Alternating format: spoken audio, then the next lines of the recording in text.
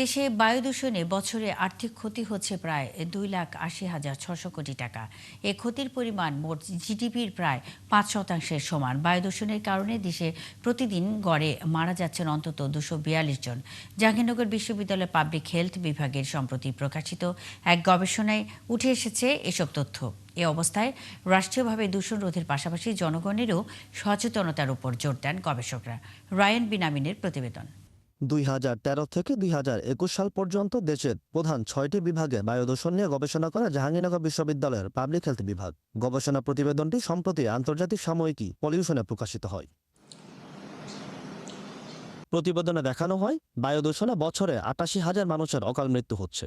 গবেষণার 8 বছরে বায়ু দূষণজনিত রোগে সবচেয়ে বেশি 68,703 জনের অকাল মৃত্যু হয়েছে ঢাকায়। এরপর চট্টগ্রামে 11,000, রাজশাহী ও খুলনায় 2,500, সিলেটে 1,500 এবং বরিশালে 1,395 জনের অকাল মৃত্যু হয়েছে।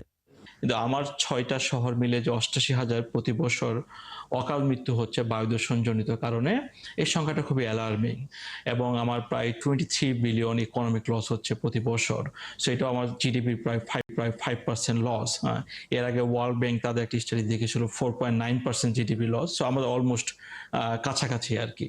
গবেষকরা মনে করেন দূষণ রোধ করতে পাওয়ার প্ল্যান্ট, শিল্প কারখানা, ইটভাটা, নির্মাণ কাজ, গাড়ির কালো ধোঁয়া নিয়ন্ত্রণ করতে হবে। এছাড়া জনগণকেও সচেতন হতে হবে। আমি মাস্ক ইউজ করতে পারি যখন আমি বাইরে যাব।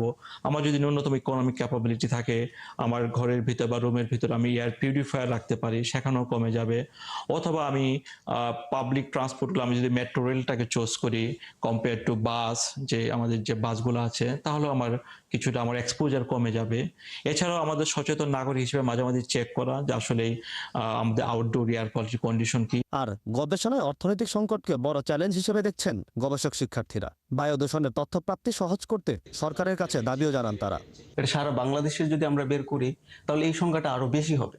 তবে এই গবেষণা করতে গিয়ে আমাদের কিছু হচ্ছে যদি ডেটার কিছু গ্যাপ থাকে, বিশেষ করে আমাদের যে কেএমস স্টেশনগুলো আছে, এটা হচ্ছে সারা বাংলাদেশে ছড়াই দেওয়া। আসলে প্রত্যেকটা লোকেশনে কি পরিমাণ এয়ার পলিউশন হচ্ছে সেটা যাতে হচ্ছে গভর্নমেন্ট চেক করে, তাহলে এটা আমাদের জন্য খুব ভালো হয়। বিশ্ব স্বাস্থ্য সংস্থার বায়ুর মান সংক্রান্ত নির্দেশিকা কঠোরভাবে বাস্তবায়ন করা গেলে বায়ু দূষণে অকাল মৃত্যু ও অর্থনৈতিক ক্ষতি কমিয়ে আনা সম্ভব বলে মনে করেন গবেষকরা। সময় পর আসলে মেজার করতেছে।